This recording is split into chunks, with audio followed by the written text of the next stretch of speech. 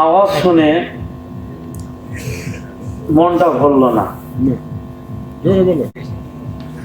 আমাদের আওয়াজ এত কমজোরি হয়ে গেছে।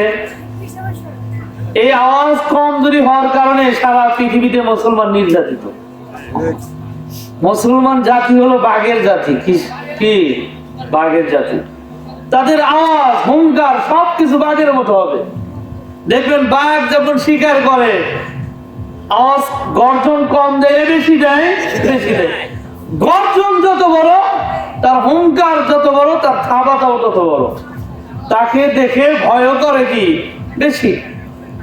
এই জন্য আওয়াজ এত জোরে দিব, বাইরে যারা আড্ডা দিচ্ছে, যারা বসে আছে অহেতুক সময় নষ্ট করতেছে, এরা যেন বুঝতে পারে যে এই জান্নাতির বাগিচার মধ্যে আল্লাহ এবং তার রাসূলের কথা হচ্ছে।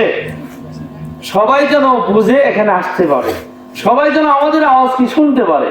আমি আবারও সকলকে সালাম দিচ্ছি। আসসালামু আলাইকুম ওয়া রাহমাতুল্লাহি ওয়া বারাকাতুহু। থাকিতে লা ইলাহা ইল্লাল্লাহ বলো ভাই, দিন থাকিতে লা ইলাহা ইল্লাল্লাহ বলো ভাই, দুনিয়াতে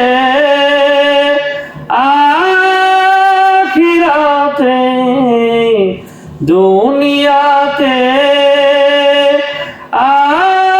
আখিরাতে চাও যদি ভালাই, দিন থাকিতে লা ইলাহা ইল্লাল্লাহ বলো ভাই।